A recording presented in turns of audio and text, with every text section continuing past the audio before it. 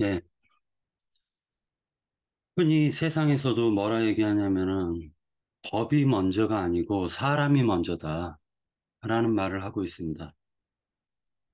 자, 그런데 지금 율법 때문에 갈라디아 교회가 굉장히 혼란해지고 있어요. 자, 그러면 이 율법, 이 행위라는 게 뭐냐면은 결국에는 약속을 믿지 않는다라는 것입니다. 즉, 언약을 믿지 않는 거예요. 그리고 죄에 대한 해결을 갖다가 믿지 않는 것입니다. 그리고 죄로부터 해방받았다라는 사실도 부인하는 행위입니다. 그리고 하나님의 복이 모든 이방 땅 모든 민족에게 복음이 전파되어지는 것을 거부하는 행위라고 볼 수가 있습니다. 자, 율법이 주어진 목적은 실질적으로 율법을 통해 가지고 죄를 깨닫고 하나님께 돌이키라고 율법을 주었는데 이들은 율법을 통해 가지고 오히려 자신들도 하나님께 참된 생명의 빛으로 나아가지 아니하고 그 생명의 빛을 쫓아서 나가는 사람까지도 막는 역할을 했었다라는 걸 알 수가 있습니다. 자, 그래서 결국 이 부분을 갖다가 이제 생각하면서 이런 생각을 해봤습니다. 자, 율법이라는 게 결국 이제 그 아브라함과 관련이, 아브라함을 생각하면서 이 율법이 들어오게 된 그 배경을 갖다 한번 좀 살펴보려고 하는데요. 아브라함의 일생에 있어서도 하나님의 말씀을 말 그대로 문자적인 말로 받아들였을 때, 즉, 하나님의 그 언약이라는 그 언약도 문자로 받아들였을 때 그 결과는 아브라함이라는 사람은 하가를 통해 가지고 이스마엘을 열매로 맺을 수밖에 없었다라는 걸 알 수가 있어요. 그런데 아브라함의 아내 사라를 두 번 뺏기고 난 이후에 정수가 끊어지고 아브라함은 어떤 힘을 의지할 능력도 없을 때 모든 것을 다 잃었을 때 하나님께서 명년 이맘때에 내가 너에게 다시 오리니 너가 아들을 낳을 것이다. 그 이름을 이삭이라고 해라 라고 얘기합니다. 자, 그것을 갖다가 받고 이삭을 낳았어요. 그런데 하나님께서 그 이삭을 갖다가 나에게 바쳐라 라고 얘기합니다. 이삭을 하나님께 바칠 때, 그때 비로소 아브라함이 깨달은 게, 이삭은 아브라함의 생명과도 같으니까, 결국 이삭을 바친다라는 건 아브라함 본인을 하나님께 바친다라는 걸 깨달은 것입니다. 자, 이삭을 통해 가지고 아브라함이 그 말씀이 레마로 다가왔을 때, 그때 사라는 죽고, 그리고 그드라라는 후처를 얻게 됩니다. 자, 이제 그드라가 자식들을 낳는 그런 시대가 도래했어요. 이방인의 때라는 건 그드라가 자식들을 낳는 시대가 도래한 것을 의미하는데 유대인들 중에 예수를 믿는다고 하면서도 율법 행위를 주장하는 자들이 갈라디아 교회에 가서 율법을 지키지 않으면 구원을 받지 못한다. 즉, 할례를 받지 않으면 구원을 받지 못한다. 이 말을 하게 된 것입니다. 그렇다면 한 가지 생각해 볼 필요가 있어요. 하나님의 말씀은, 하나님의 말씀은 어떤 사람에게는 그 신앙 양심에 따라 가지고 천연적인 인간한테 이 말씀이 주어지면 결국 정죄를 받는 선악과라는 걸 알 수가 있습니다. 그런데 그 정죄받는 이 말씀이 생명을 살리는 선지자들이라든지 아니면 생명을 살리는 빛의 자식들을 만나게 되면 하나님의 말씀은 생명나무가 될 수가 있습니다. 선악과는 선악과를 따먹었을 때 아담과 하와는 무화과 나무로 치마를 해서 입었다라고 했는데 율법을 지키는 즉 율법을 하나님이 주신 목적은 너희 속에 죄와 함께 너희가 함께 한다라는 걸 깨달으라고 율법을 준 거예요. 다시 얘기해서 뭐냐면 하나님이 사랑하는 사람들 속에 죄가 들어있다라는 거예요. 그러니까 그걸 깨닫게 해야 돼요. 그러니까 율법을 주시는 겁니다. 자, 율법을 통해서 죄가 드러나고 그리고 나는 죽어야 돼요. 죄는 살아나고 나는 죽어야 되는 거죠. 율법을 통해서. 그것이 바로 율법을 주신 목적입니다. 나와 함께하고 있는 이 죄라는 이 병은 끄집어내버리고 수술을 하는 거죠. 제거하는 거죠. 그리고 하나님께서는 그 사랑하는 사람을 살려주시는 겁니다. 자, 이것을 갖다 율법으로 실행된 것은 율법을 통해서 자기가 죄를 깨닫게 되면 자기가 재물을 가지고 가서 하나님께 드렸다라는 거예요.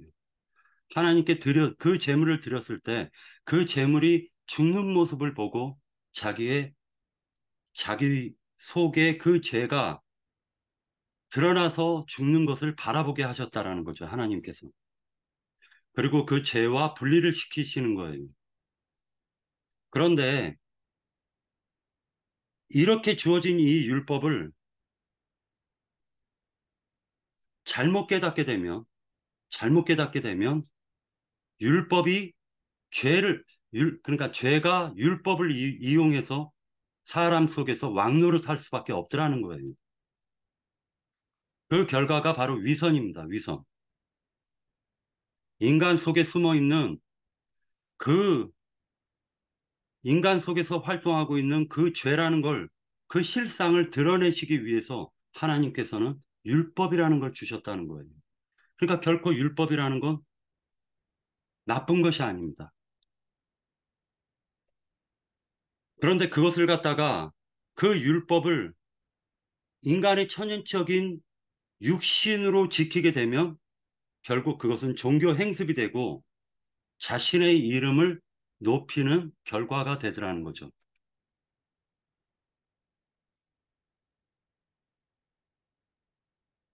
결국 하나님의 말씀을 옛사람이 받아버리면 그 하나님의 말씀은 선악과가 되는 것이고 하나님의 말씀이 진리로 깨달아져서 마음속에 자기가 죄와 함께 있다라는 걸 깨달으면 그때서야 메시아를 향하게 돼 있는데 그럴 때에 그 율법은 생명나무가 된다라는 걸 알 수가 있습니다. 갈라디아서는 결국 갈라디아 성도들이 하나님의 믿음을 의지하지 못하고 결국 다시 행위로 돌아가는 것을 사도 바울은 안타깝게 생각했다라는 것이죠.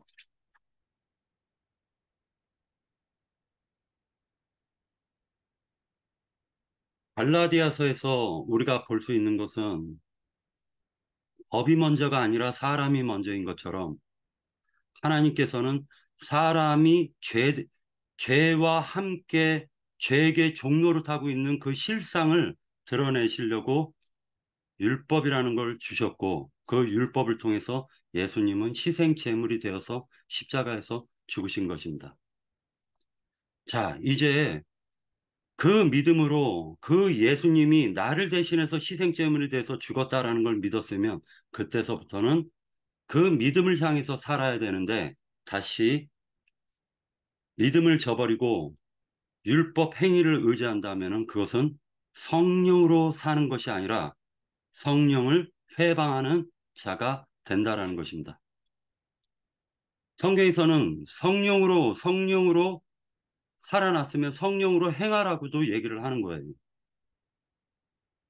자, 저는 여기까지 하고 형제 자매님들 의견 듣겠습니다.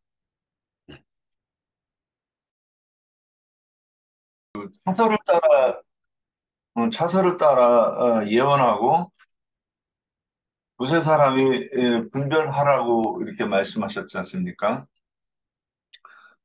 고린도전서 14장 29절에서는 그 연결해서 이렇게 한번 보면, 그래서 지금 그 사도 바울이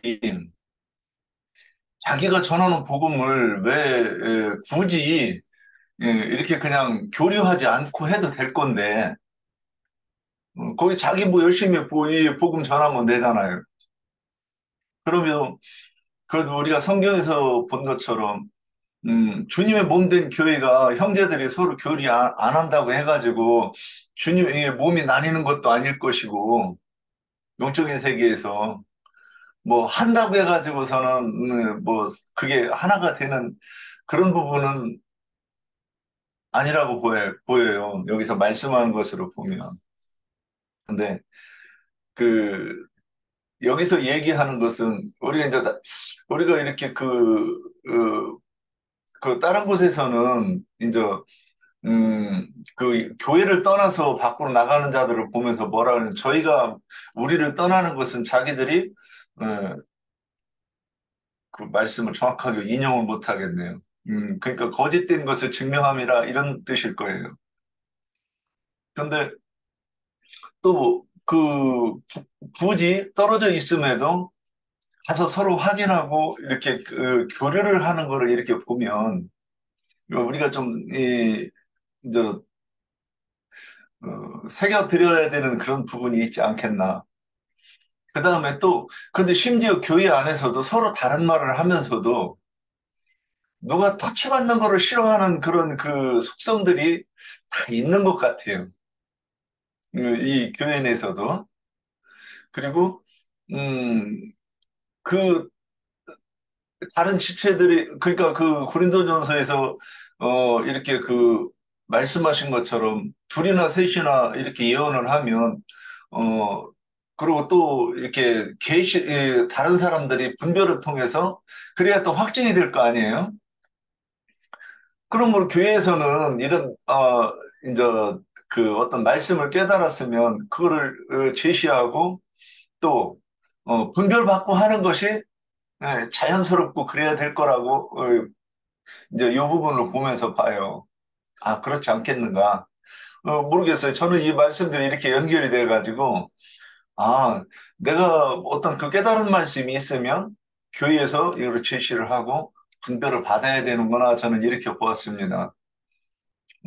그 다음에 이제 또 그, 이렇게 해놓고 나서 쭉 10절에 가면 그 이제 야고보와 베드로와 요한이 그 바울에게 어, 복음을 전할 때 가난한 자들을 기억하도록 부탁하였다. 이 말씀을 제가 읽으면서 이번 그냥 넘어갔는데, 이번에 그 수원에서 나누는 말씀 이렇게 듣고서 이제 이번에 이 말씀이 생각이 났어요. 근데 이게 어떤 행하는 것이 중요하지 않고, 그러면 지금 뭐 야고보가 그랬다고 그러면 모르겠는데, 게바와 요한이 이렇게 그 부탁을 하면서 말하는 걸 보면, 이것이, 그 진리를 행할 때도, 이러한 그 삶의 모습이 나타나야 되는 거를 얘기하는 것 같은데, 그러면, 이것이, 뭐, 윤리와 도덕이라고 말할 수 있는 것인가? 이제 저는 여기서 이제 이런 생각이 들었어요. 이 말씀이 딱 떠오르면서. 이 두 가지를 좀 이렇게 생각해 보았습니다. 그래서, 아까 우리가 말씀을 깨닫는다 그럴 때, 우리가 이제, 예를 들어 저 같은 경우도 제가 이제 이렇게 뭐, 이거 이런 뜻인가요? 그러면 그게, 이렇게 보이기 때문에 그러는 거잖아요. 그러면 그 질문을 할 때 이런 뜻인가요? 그래서 제가 책망을 좀 이렇게 뭐, 한 바퀴만 돌리지 왜 반 바퀴 더 돌리냐? 이 말씀을 제가 자주 들어요. 근데 여기서 자존심 세울 것 같은 에이, 들어서 다시는 얘기 안 해. 그럴 거란 말이에요. 근데 저는 그게 감사해요. 아니, 제가 이제 만약에 우리 뭐 지체들이 누가 가끔 그러는가 봐요. 제가 크다고 생각하고 이 안다고 생각했으면 아예 안 그럴 거예요. 이 꾹꾹 다물고 있으면 뭐 그 나영진이 없을 때만 말하면 그 나영진님이 그 형제 그랬어 그러고 따지지도 않을 거고 그러시는데 뻔히 알아요. 그런데 굳이 나영진님 있는데 대놓고서는 얘기해가지고서는 그 책망을 듣겠는가. 그냥 아니 분별을 받고 그 다음에 책망 받으면 그게 책망이 나 창피하라고 그러는 건가? 알려주면 그게 내가 이제 내가 잘못 알았네 그러고 얼른 돌이켜서 저기 하면 그게 나한테 내 생명이 자라는데 내 도움이 될 건데 그리고 내가 똑바로 가게 하는 그 적일 건데 음, 그래서 다른 사람들 다른 지체들은 또 그러는가? 뭐 하여튼 그런 생각들을 이렇게 많이 해보면서 정말로 내가 안다고 생각하면 깨달았다고 생각했으면 더 내놓고 괜히 자꾸 혼자 안다고 빡빡 우기지 말고 막 형제들하고 얘기하면 그냥 빡빡 우기지 말고 그냥 내놓고 이렇게 얘기하는 것이 좋지 않겠나. 그리고 내가 깨달았어도 이거 깨달은 거요? 하고 이렇게 묻는 것이 좋지 않겠나. 모르겠어요. 제가 그렇게 생각하니까 제가 그렇게 하니까 이런 얘기들을 하는 것 같습니다. 예, 여기까지입니다. 네, 또 다른 형제자매님들 더 얘기하십시오.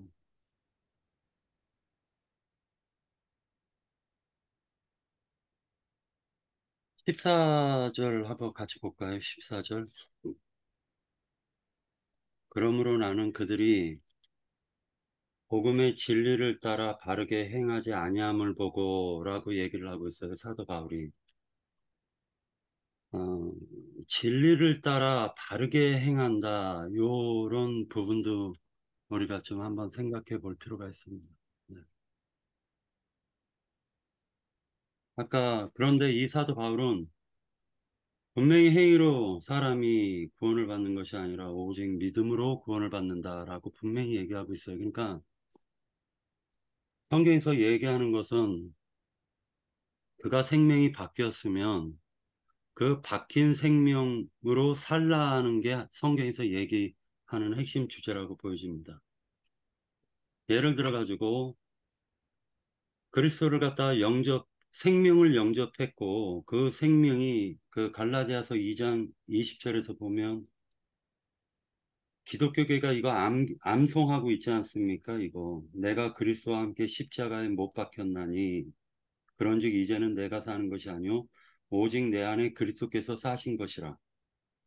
자, 그런데 우리가 예전에 그 장로 형제님께서 또 얘기하시고 김영숙 자매님도 얘기하셨는데 믿었으면 아브라함이 믿었어요. 뭐를 믿었냐면 육신적으로 믿었다는 거예요. 그 육신의 열매를 맺죠. 저 하가를 통해서 이스마엘을 열매를 맺은 거예요. 자, 아브라함이 명년 이맘때 그 하나님께서 오실 때의 그 믿음은 또 하가를 통해 가지고 이스마엘 낳은 믿음하고는 다르잖아요. 그리고 사레가 죽고 난 이후에 그드라를 통해 가지고 자식들을 낳았을 때의 아브라함의 믿음은 다르지 않습니까? 그러니까 똑같은 믿음이 아니라는 거죠. 자, 근데 결국 사람은 무엇을 믿느냐에 따라 가지고 그렇게 행할 수밖에 없어요. 그러니까 믿음은 결국 그 믿음대로 행하게끔 생명률이 그렇게 되더라는 거죠. 생명률이. 그러니까 믿으면 믿음으로 살고 행하게 돼 있다라는 거예요. 자, 그러니까 결과적으로는 사도 바울이 얘기하는 진리를 따라 바르게 행하지 아니함을 보고 모든 자 앞에서 개발을 야단쳤다라고 기록하고 있습니다. 너가 유대인이면서 유대인답지 못하게 살면서 어떻게 이방인에게 유대인답게 살라고 하겠느냐? 이렇게 얘기를 하고 있어요. 14절에. 자, 그러니까 이런 부분도 같이 한번 생각해 볼 필요가 있다고 보여집니다. 이건 행위 강조하는 게 아니에요. 그러니까 뭐 예를 들어 가지고 뭐 어떤 행위를 해라 이런 얘기가 아니라 중요한 거는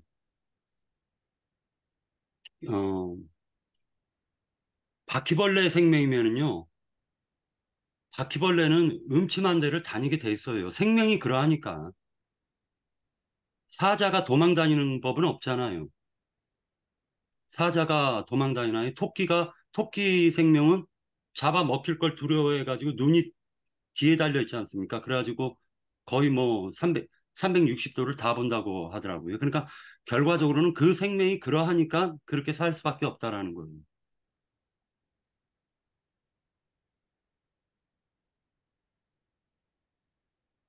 사실 말씀들이 많을 것 같은데. 그 14절에서 여기서 얘기하는 거는 그냥 되게 어렵게 설명을 하시는 것 같아요. 그, 여기 그 14절에서 그러므로 나는 그들이 누구냐면 베드로와 게바. 그 위쪽에 11절에 11절 12절에 11절에 그 게바가 안디옥에 이를 때 책망받을 일이 있기로 그 얘기가 뭐냐면 그 이방인과 식사하다가 야고보에게서 온 어떤 사람들이 이렇게 온다는 소리를 듣고 뒷문으로 도망친 사건이죠. 근데 12절에 보면 보면 뭐라 그러냐면 게바가 먹다가 그들이 오면 그거 할례자를 두려워 따라 물러가매 남은 유대인들도 그와 같이 외식함으로 바나바도 그들의 외식에 유혹하느냐 이제 그들이 누구냐면 베드로 게바 그리고 같이 식사하던 유대인들이에요. 근데 그들이 뭘 이제 베드로가 네가 유대인답게 살지 못하면서 그러면 저는 그게 유대인답게 살지 못하는 게 뭐냐면 어, 영적인 유대인, 이면적 유대인을 가지고 얘기하는 것 같아요. 근데 네가 이 영적인 이면적 유대인이면 진리를 따라 살아서 유대인답게 살아야 되는데 너 왜 이방인들 그러니까 오히려 야고보에게서는 어떤 사람들을 이방인이라고 이렇게 표현하는 것 같아요. 어, 그들은 본래 유대인이지만은 영적으로는 이방인이라고 얘기하고 네가 왜 그들을 따라 살아가느냐 이렇게 얘기한다고 이렇게 보였어요. 그리고 네가 그 유대인답게 살지 아니하면서 어떻게 이방인을 유대인답게 살게 하려느냐 이렇게 이제 얘기해가지고 위아래 이렇게 보면 이제 명확하게 설명하는 것 같습니다. 그리고 여기까지. 네. 또 다른 형제자매 얘기하십시오. 율법으로 말미암아 율법이 있기 때문에 구원을 얻지 못하고 사망으로 간 거예요. 저는 그렇게 이해를 해봅니다.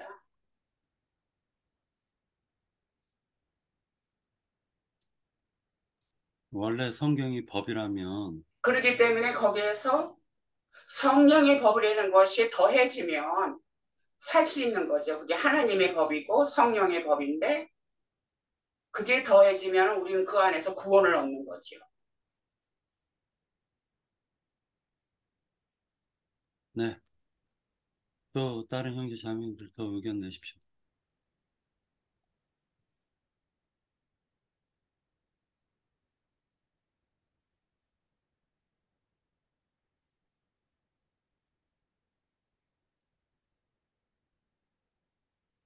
갈라디아서 그 2장 20절에 대해서 설명해 주실 수 있는 형제 자매님들 계신가요?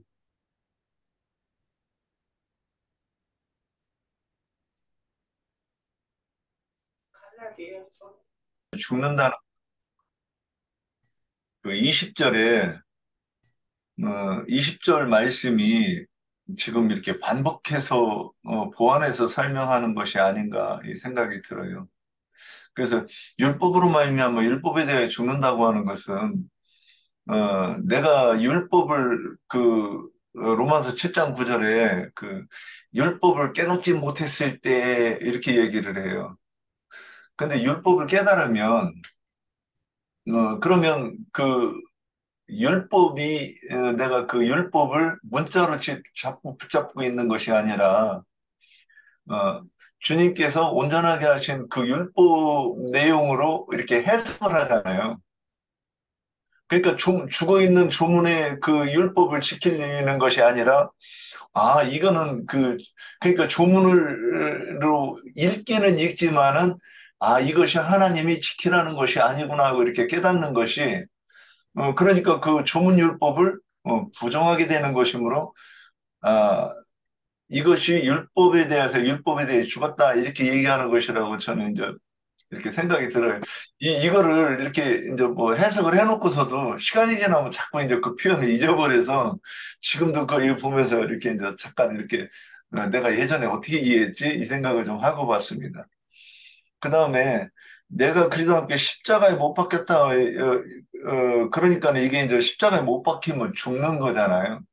그 로마서 6장인가에 보면 그리스도와 연합해서 내가 죽는다, 죽고 나서 다시 그리스도와 연합해서 그 부활한다 이렇게 말씀하고 있어요.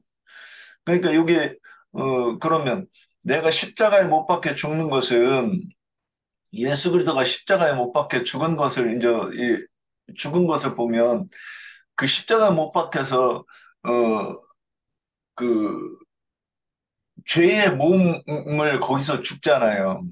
죄의 몸을 죽고 그리고 나서 그 영은 다시 부활하는 것인데 우리도 율법에 대해서 죽을 때는 율법에 대해서 이것을 이것이 조문으로 보는 것이 아니라 어, 그리스도의 영의 말씀으로 이거를 이해해야 되는 것이라고 이렇게 깨달으면 이 사람은 율법에 대해서 죽고 어, 그리스도와 함께 부활한 그 영으로 이렇게 설명하는 것 아닌가. 지금 떠듬떠듬 했는데, 어떻게 좀 설명이 좀 제대로 됐나 모르겠습니다. 여기까지입니다. 네, 네, 제가 애자자, 조금 첨가를, 예, 말씀하시고 애자 자매님 말씀하세요. 니나 자매님 말씀하시고.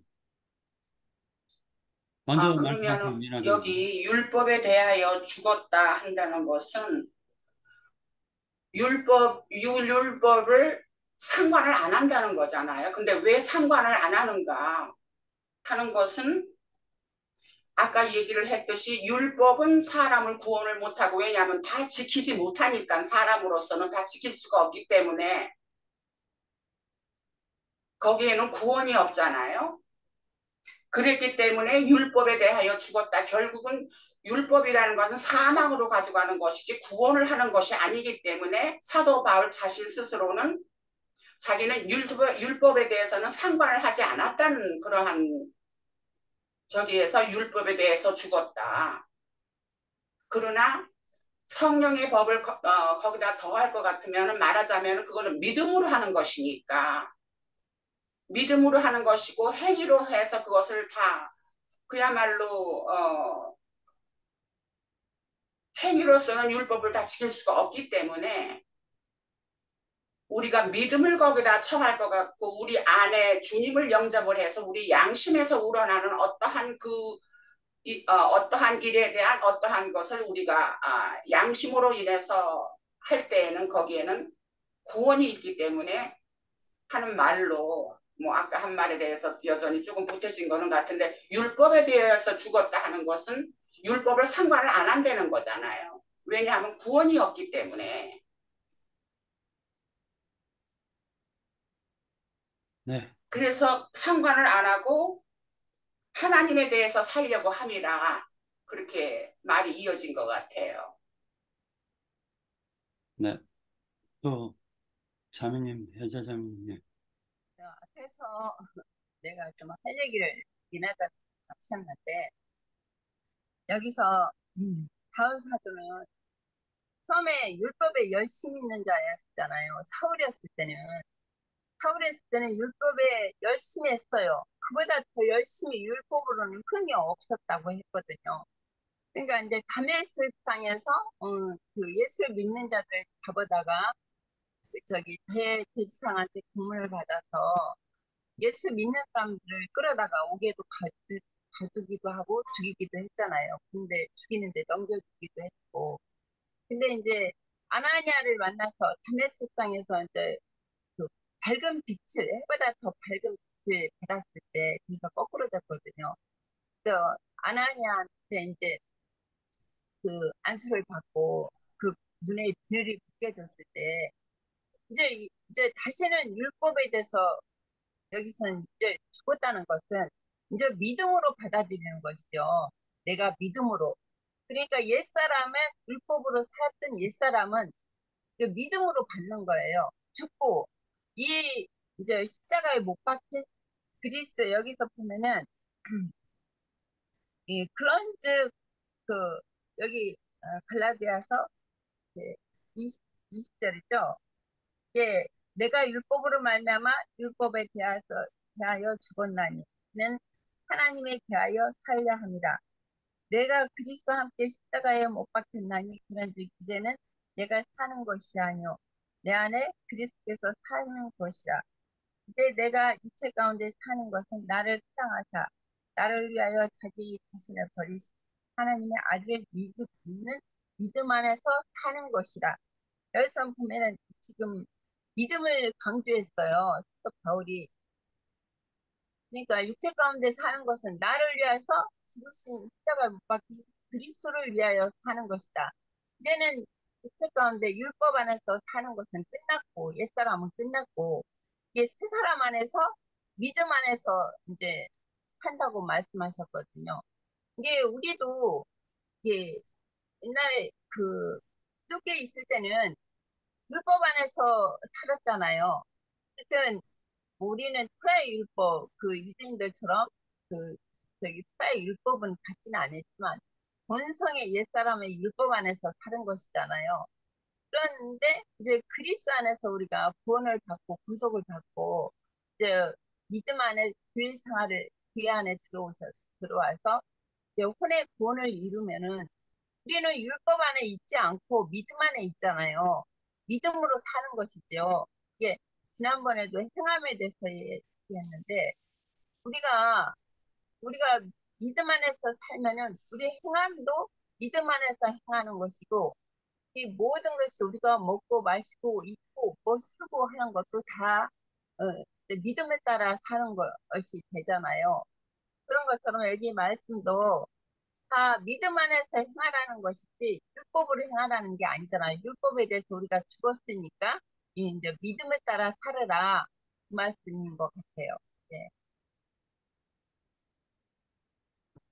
또 시간이 16분입니다. 이제 저기 오늘 질문 받고 그리고 이제 그 장로 형제의 말씀 듣도록 하겠습니다. 네. 저기 오늘 제가 아까 얘기한 처음에 말씀드렸던 거 이제 바울이 복음을 제시했던 그 예루살렘 형제들한테 제시했던 거를 가지고 제가 이것이 우리도 우리 지체들도 깨달은 거 있으면 이렇게 이제 제시를 해서 이게 확정을 해야 된다는 거에 대해서 다른 지체들은 어떻게 생각하는지. 그러니까 내가 이제 만일 우리가 밖에 나가서 복음을 전하기 전에 우리들끼리 먼저 이것이 복음이고 확정하지 않고 막 이렇게 이제 전하면 그거 참, 이, 그런 것도 좀 문제가 될 수 있겠다. 제가 이제 왜 이런 걸 얘기를 하냐면, 여호와 증인들 이렇게 보면 훈련하는 거 보면 그 두 사람이 다닐 때 한 사람은 조수, 한 사람은 사수 이래요. 군대식으로 하더라고. 그래서 먼저 자기 조수된 사람을 계속 가르치더라고요. 그 사람들이. 그리고 훈련을 어떻게 시키느냐. 집에 있을 때도 자기 질문과 답변을 계속 해요. 그래서 한 사람은 질문하고 한 사람은 답변하는 거를 이렇게 하는 거를 제가 맨 처음에 여호와 증인을 봤을 때 그거 하는 거를 봤어요, 제가. 근데 이제 그 이후에 우리 어머니가 하는 것도 그렇게 하시더라고. 그래서 같이 둘이 다니면서 꼭 한 사람은 믿음의 오래 신앙생활 한 사람과 이렇게 하고 다니는 것. 그래서 그들이 훈련 안에 받은 그 말을 이렇게 하더란 말이에요. 그런데 이제 그건 예를 들은 거지만은 우리도 어떤 그런 부분들이 이런 말씀에 근거해서 그런 것들이 교회의 지침이 돼야 되지 않는가 이런 생각을 좀 해봤습니다. 네. 또 마지막으로 한 번만 더 얘기 듣고, 그리고, 예, 그러면은, 장로 형제님께서 갈라디아서 2장, 저희들이 이제 나눈 얘기 빼먹은 것들이라든지 아니면은, 여러 가지 부분을 좀 설명 좀 부탁드리겠습니다.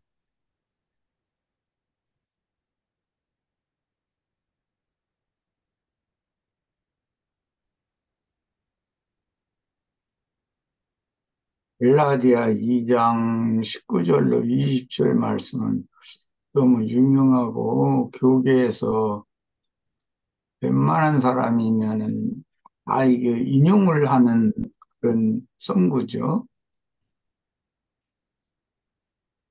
그런데 오늘 말씀을 형제들이 나누는 것, 우리 지체들이 나누는 것은 중점이 율법에 대해 죽었다는 게 뭔가 그것을 중점으로 말씀 나눈 것 같네.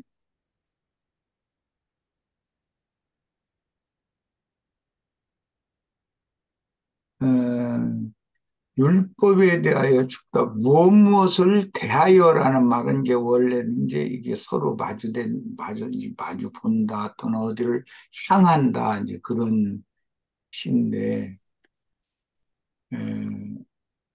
전에는 율법을 바라보았었지만 이제는 율법을 바라보던 그것에 대해서 완전한 부정이라는 그런 이제 뜻이 되겠죠. 여기 죽는다라는 의미는 그 사전적으로 봐도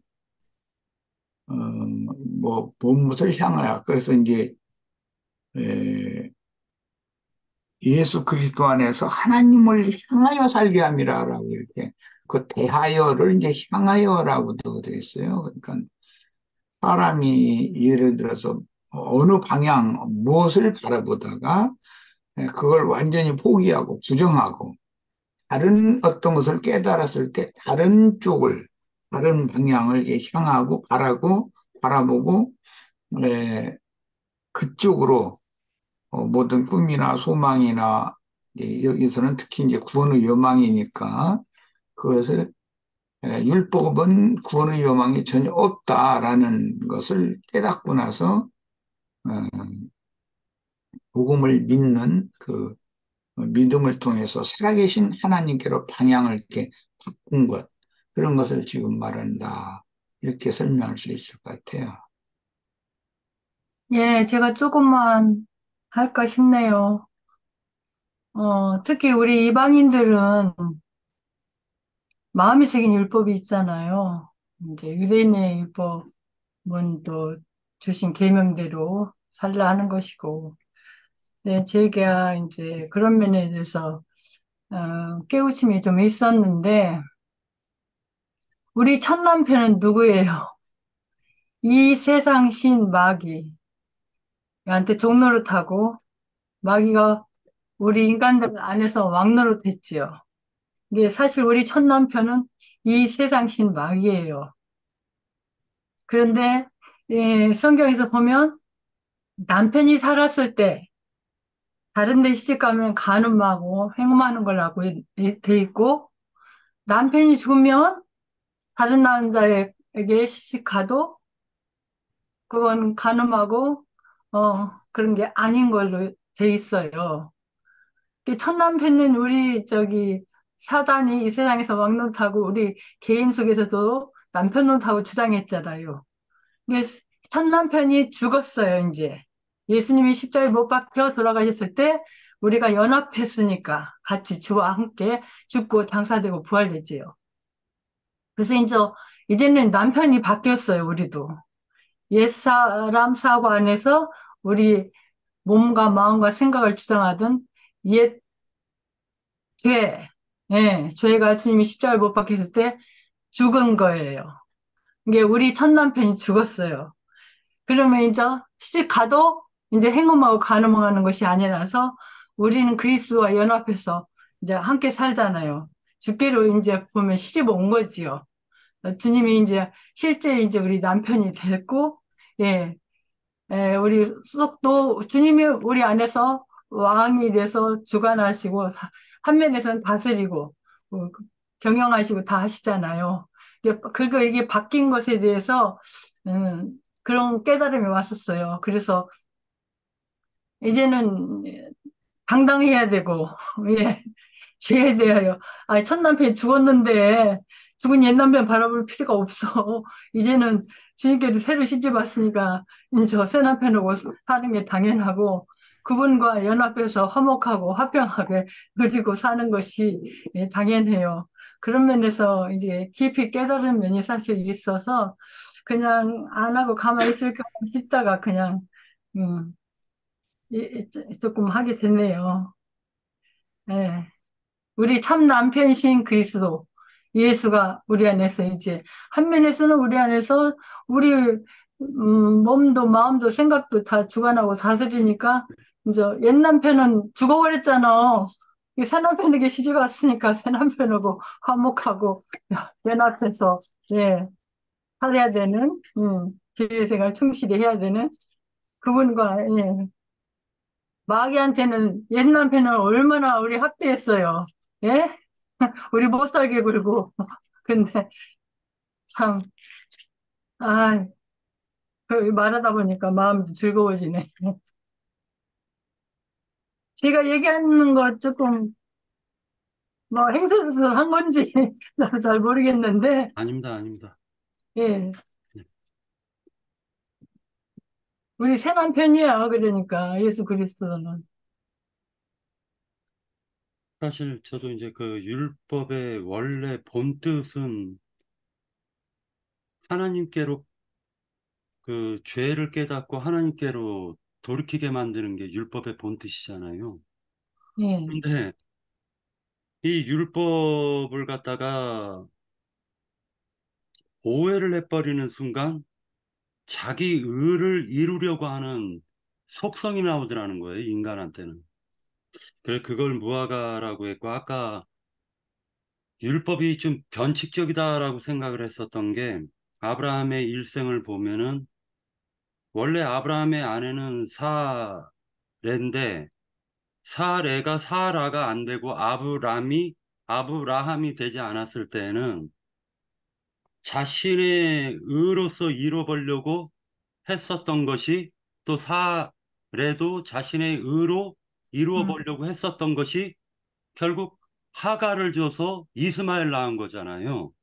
예. 그래서 이것을 보면서 이 하갈은 결국 율법을 상징하고 예. 이스마엘은 결국 율법의 자식들을 상징하는 것이기 때문에, 갈라디아에서 나와 있어요. 네.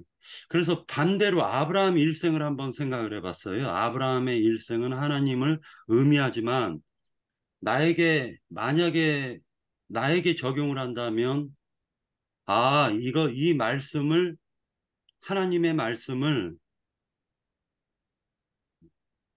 말 그대로 문자로 알면은 결국 나도 죽이는 사람이 되겠구나. 나도. 그리고 하나님의 그 문자 속에 감추어져 있는 하나님의 진리와 사랑을 깨달으면, 그때서야 살리는 사람이 되겠구나. 음, 법 해석을 어떻게 할 거냐에 따라 가지고 결국 사람이 그 믿음으로 죽이기도 하고 살리기도 하겠구나라는 생각을 하면서, 결국 최종적으로는, 진리가 광범위하듯이 하나님의 말씀을 내 속에서 확정을 때리지 말아야 되겠다, 이런 생각을 해보았습니다. 그래서 확정 때리는 순간 그게 율법이 또 되기 때문에 결국은 또 그것으로 말미암아 또 정죄할 수밖에 없는 그런 상태가 되기 때문에, 그런 좀 여지를 항상 남겨야 되겠다라는 생각을 해보았습니다.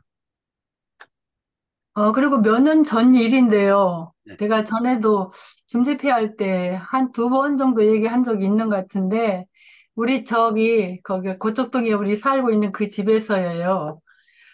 근데 실제로 내가 이제 항상 찌개 같은 거 끓이고 밥하고 그러면은, 식탁에 앉아서 앉을 새가 없는데, 그때 이상하게 그냥 식탁에 앉게 됐어요. 계속. 한 일주일 동안.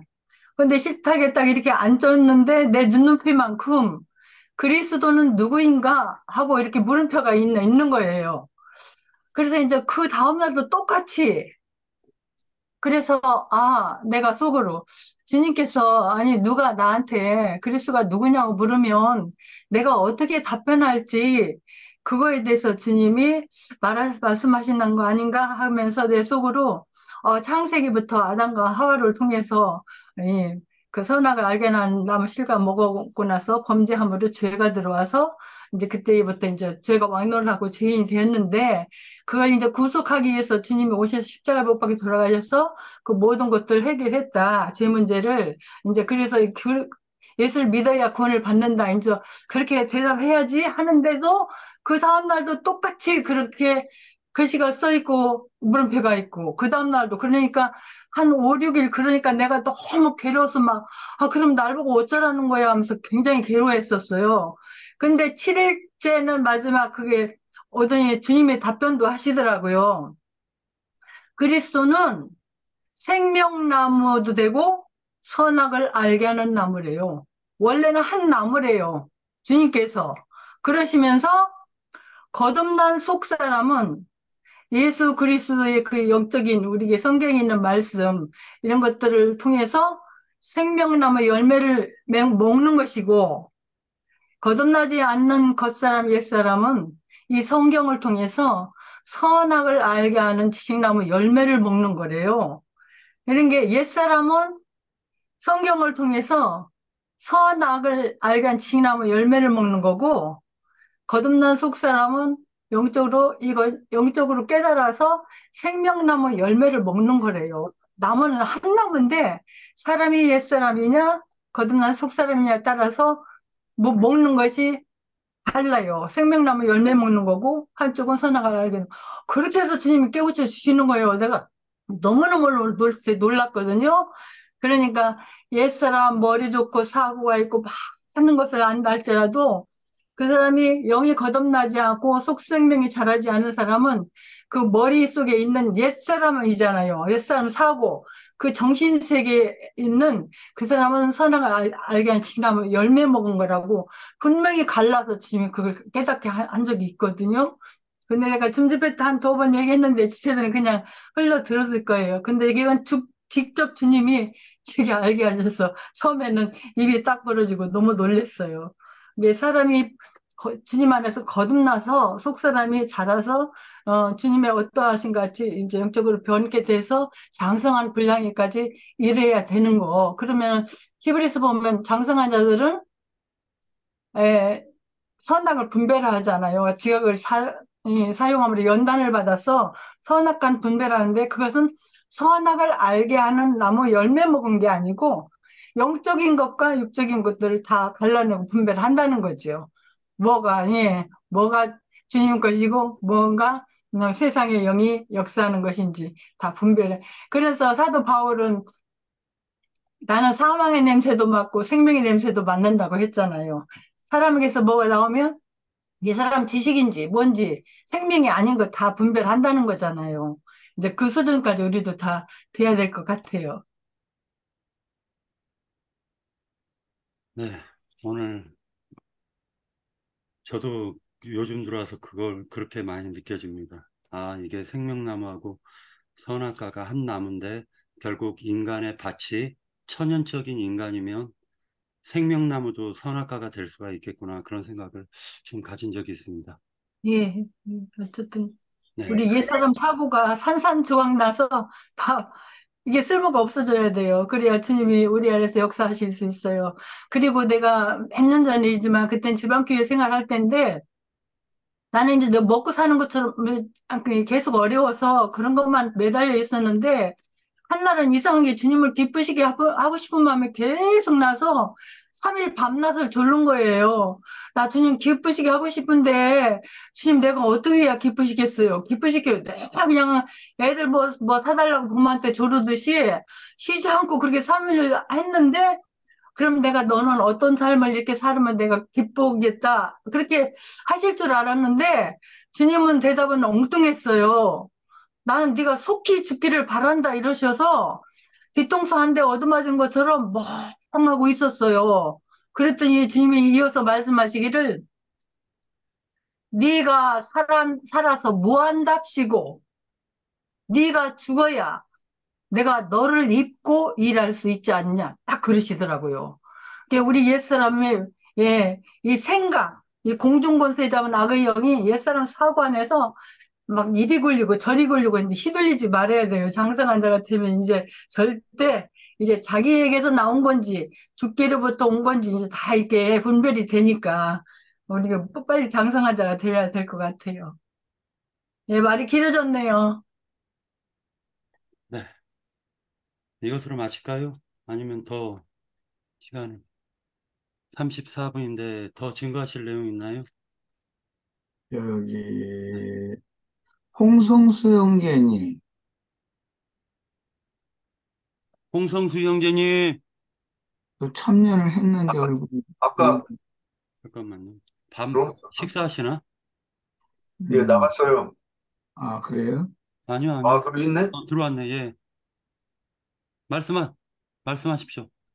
예, 일하신 거. 요즘에 여기 수고하는 사진에 다 보고 있었는데, 그, 일의 진척이나 계획이나 이런 것 좀 얘기 좀 해줄 수 있어요? 빨리 급하게 하라고 조르는 것 같은 생각 갖지 말고, 그런 뜻은 아니니까. 네. 아니, 얼굴 뵈는 김에 인사도 해야 되겠네요. 형제님, 예, 예, 예, 수고하세요. 예. 예, 예.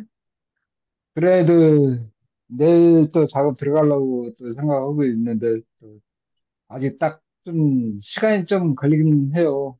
왜냐면 저희가 다른 일을 안 하고 거기에 매달려서 하면은 좀 빨리 될 텐데, 딱 언제까지 된다는 말로 지금 하긴 조금 그런데, 하여간 최대한대로 좀 빨리 하려고 노력하고 있습니다. 예. 다치지 않도록 조심하세요.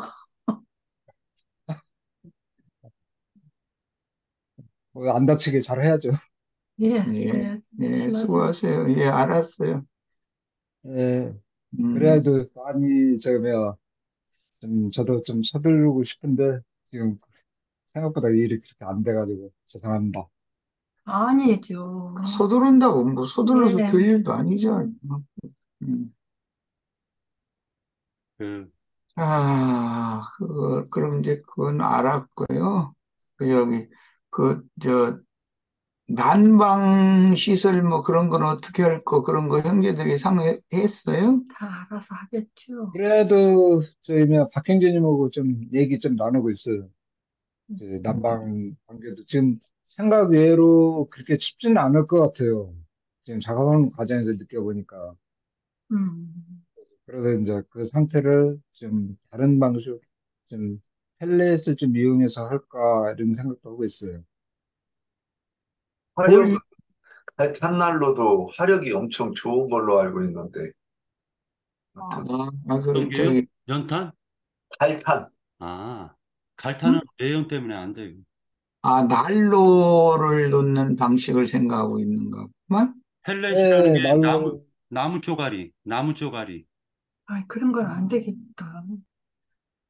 전기 난로 같은 건 어때? 글쎄, 집회할 때만 쓰는 거니까.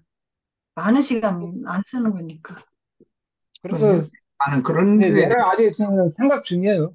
이제 대해, 예. 전기로 쓸지, 이제 그걸로 할지 좀 생각 중인데, 좀 더 효율적인 방법이 있으면 그걸로 선택하려고 지금. 석유난로 그거 굉장히, 지난번에 안양에서 그거, 그뭐 중국품 사다가 그거 참 잘 사용했었는데, 냄새 나서 안 아, 돼. 저기 예, 그거 화력 좋아요. 근데 그 형제님 펠렛 괜찮아요. 펠렛 난로라고 음, 나무를 그것도, 사료처럼 이렇게 쪼개가지고 나무를 사료처럼 해가지고 한 포대에 8,700원 정도 하는데 그거 하나 음, 떼면 8시간 떼면 엄청 후끈후끈해요.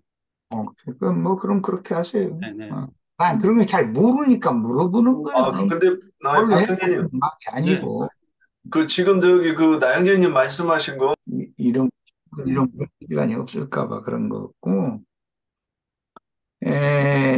이제 성경에 보면, 이제 두 남편 이야기 나오고, 이제 결국은 두 하나님 이야기인데, 율법 말씀 하나님이냐, 복음 말씀 하나님이냐. 똑같이 이제 말씀인데, 그 말씀이 어떤 말씀은 어떤 의도가 있는 것이고 그 기능이 있는 거잖아요. 율법 말씀은, 율법 하나님은 사람들이 죄인이라는 것을 이렇게 깨닫도록 들춰내고 그 범죄를 하고 끝내 돌이키지 않고 고집을 부리면 그 범죄에 대해서 당연한 법 조문에 따라서 형벌을 내리고 하는 그런 기능이 있는 것이고 그리스도의 율법이라고 하는 것은 모세에게 주신 시내산 율법과 그 율법의 의도 속에 감추인 뜻을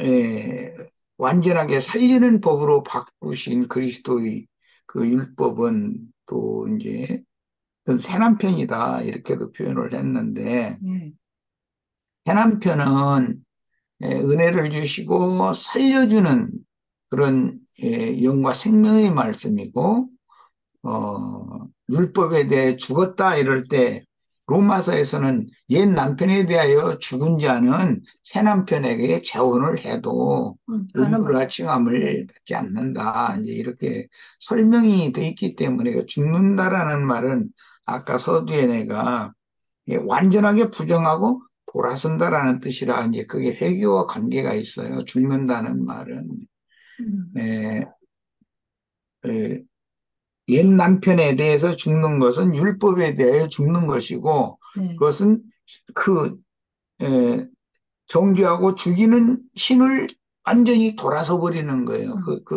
돌아서서 은혜를 주시고 살려주는 신께로 돌아오는 거. 그것을 이제 믿음이라고 그러고 그러니까 그 관계성을 어디를 향해서는 죽고 어디를 향해서 이제 향한다는 말은 방향을 돌이키는 것과 관계가 있어서 사실은 그게 이제 남편을 바꾸는 것으로도 예시되지만 신을 바꾸는 거예요. 그것이 진정한 회개예요. 이렇게 생각하면 될 거라고 생각해요. 네. 네. 이것으로 남편이라고 얘기해야 더 친근함이 있을 것 같아. 그냥 네. 신을 바꾼다고 하는 것보다 우리 새 남편, 참 남편, 예수 그리스도. 아멘. 알겠습니다. 예, 이것으로 마칠까요? 아니면은 뭐 이것으로 마치는 게 낫겠죠? 예, 들어가십시오. 음.